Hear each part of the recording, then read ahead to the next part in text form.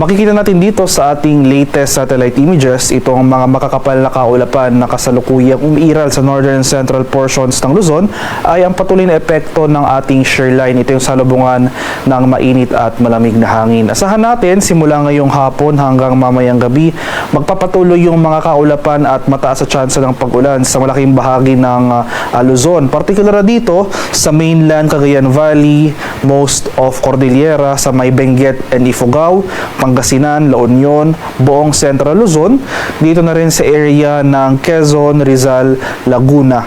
Kaya sa mga lugar na ito, maghanda po tayo sa mga banta ng pagbaha at pagbuko ng lupa, lalong-lalo na kung tuloy-tuloy ang pag-ulan na ating mararanasan. So for Metro Manila, cloudy conditions rin po yung ating inaasahan. May mga scattered rains pa rin tayong posibleng maranasan na dulot na nitong shear line. Samantala sa nalalabing bahagi ng Luzon at malaking bahagi ng Visayas, generally fair weather ang ating inaasahan apart from localized thunderstorms.